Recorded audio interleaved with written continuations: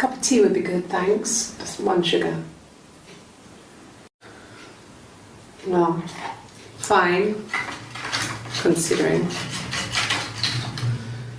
I got back into the house today, and that was weird, knowing your people have been there through my things. It's like I've been burgled. I mean, worse, obviously. I don't know. I haven't looked in the cellar yet. They sent a cleaner in. As good as new, he said. But they had to throw some stuff out. Couldn't get the blood out. And I'm still waiting to hear from the coroner so we can get a date set for the funeral. It's going to be a cremation. So, fingerprints? No, no one has been in the last few weeks. We had a plumber come in 3-4 weeks ago. Someone knew from the rock. In the bedroom, I hoover, I dust every week, maybe less.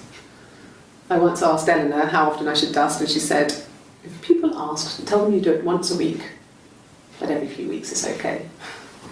I think she was just trying to make me feel better. I mean, when I was there, she was hoovering every day. Ran an ordered house. You know how that generation is, putting on a brave front. She has secret stashes of cigarettes. Doug doesn't even know she smokes. When I was there, I saw her. She has these sort of porcelain vases, ornamental, next to the Reader's Digest books. Cigarettes inside. And she still has them. I mean, last time I was there, I looked in a vase. There was a fresh pack. I mean, all those years of marriage, and she still has a secret like that.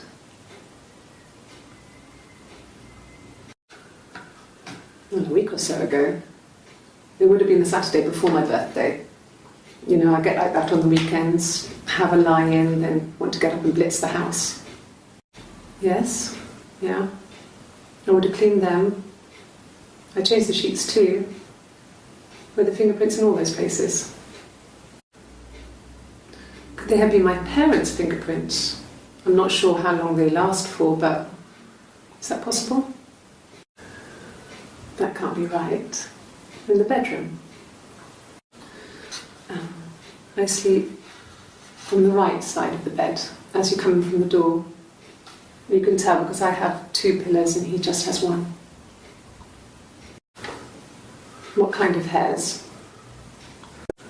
A wig? You mean... What type of wig? No, I've never worn a wig. What kind of wig? Could the hairs have come from somewhere else? I mean, could they... We have a lot of dolls in the attic. There's a Rapunzel doll with long blonde hair. Could they have come from there? Okay. I parked up in the street. It was busy, so I had to park down the end of the road. Walked up, knocked on the door, no answer. I took my keys out of my bag and unlocked the door. The main lock was unlocked. You can tell because the key doesn't turn when you try to turn it to the left. I walked in. Simon's coat wasn't on the peg.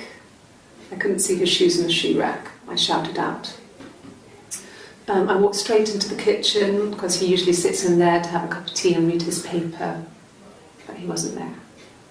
I touched the kettle, it was cold. I looked quickly in the living room, nothing. So I walked upstairs to the bedroom and he wasn't there. I didn't search for him because it was pretty clear he wasn't there. I had a shower. The phone rang whilst I was in the shower. I didn't answer it. I think it was Eric. Then I was just exhausted.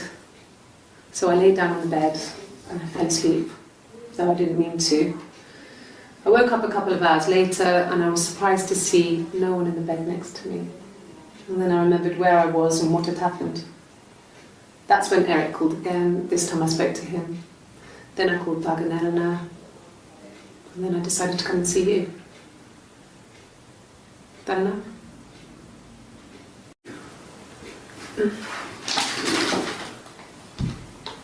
Yes. This is it. He made it himself.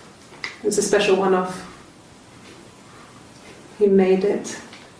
He decorated it. That's his thing. Where did you find it? Silver leaf? No. And he normally silvers them properly. This mirror, it's supposed to look antique. The reflection isn't as good. It's the perfect mirror for someone who doesn't like to look at their own reflection. Look, on his clothes, that would make sense. He made it by hand. I mean, he brushes the silver onto the glass. It's not how they make mirrors these days. I mean, he made the mirror and he gave it to me.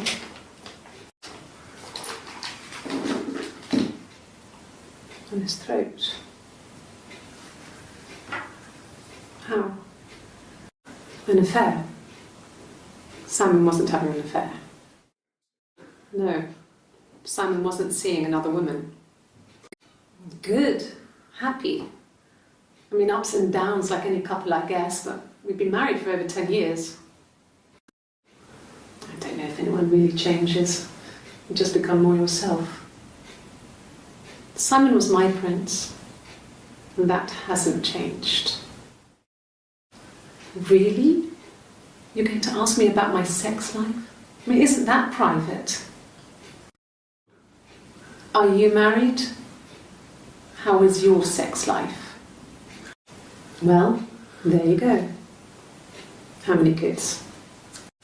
So, our sex life is probably fairly average for a couple after 10 years of marriage. No, I have never been unfaithful. I've never cheated on Simon. No, you're talking to the wrong person if you think I'm some kind of slut. If you think I'm the kind of person that would have had sex with all those guys. I mean, not really. He would go to the pub. He had his drinking buddies there, but no one ever really came back to the house. Sometimes Eric, his boss, and his wife would come over for dinner. That would be us returning the favour. Diana's a really good cook, into her trendy ingredients. And the last time Simon cooked something off MasterChef, he got the recipe off Ceefax, and I did my Lloyd Grossman bit, commenting from the sidelines. I had to find fennel from the supermarket. Have you ever eaten fennel? Hurt someone? Yes. But everyone thinks that from time to time, right? You just want to lash out. Well, my friend Eve. I mean, she was a friend from when I was a kid, and she was always more popular with the boys, and I used to hate her for it. I mean, really hate her sometimes. Yes. We'd fight. We fought on the beach once, and I held Eve's head underwater. There was no one else around. It was at the far end of the beach, and I held her head under, and I kept it under. And for a moment, I just wanted to kill her and watch her drown.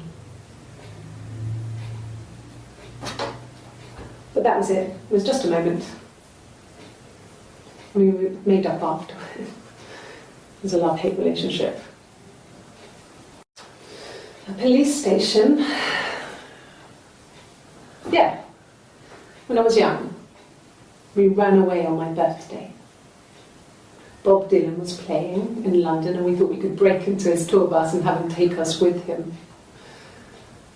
The taxi driver we paid to drop us off, I mean, we'd saved money, pinched a bit here and there to pay for the fare. He was suspicious because we were so young, so he told the police.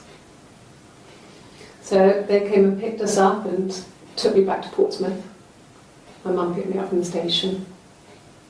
But I blamed everything on my friend Eve, so my parents let me off. Maybe a fresh cup of tea?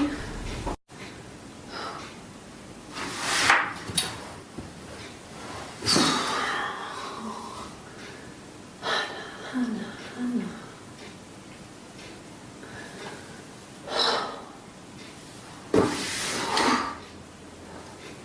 What are you doing talking about Eve?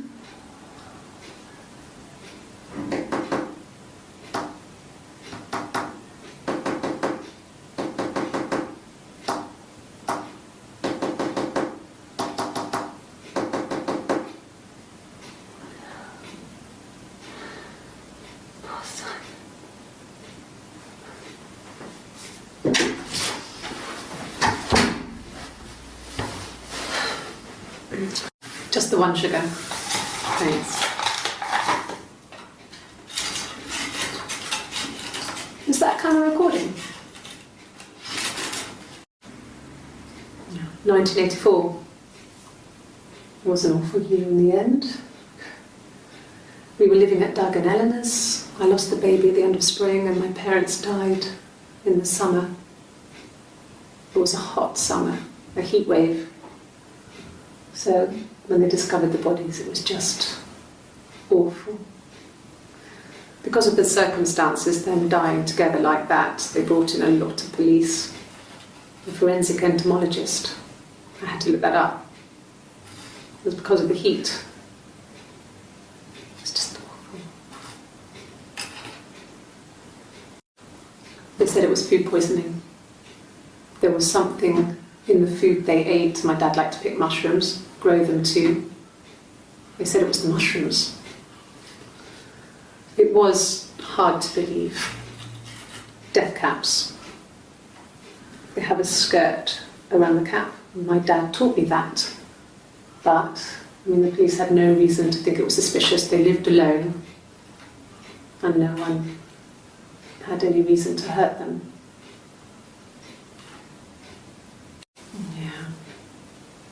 They'd gone to bed feeling ill, thinking it was flu or something. The neighbour called me, I had to use my key to let them in. We found them dead in their bed. And they'd been there for days. No one had noticed. Just awful. It was so soon after my miscarriage.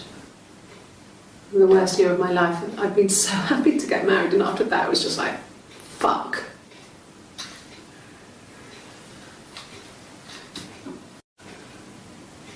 Yeah. I was infertile. Thought I was. They told me I was infertile after the miscarriage because of complications. I would have been a good mother. I was young, but I would have been a good mother. She was a girl, by the way, the baby. We were going to call her Sarah. Simon wanted to call her Ava after his nana, but I didn't want her to have a symmetrical name. It's all that matters, really, the baby. Simon's dead, but the baby, that's how he will live on. Our baby. No, Simon didn't play guitar. He wasn't very musical. He liked to listen, but he was tone deaf. Yes. Yeah, it's my guitar.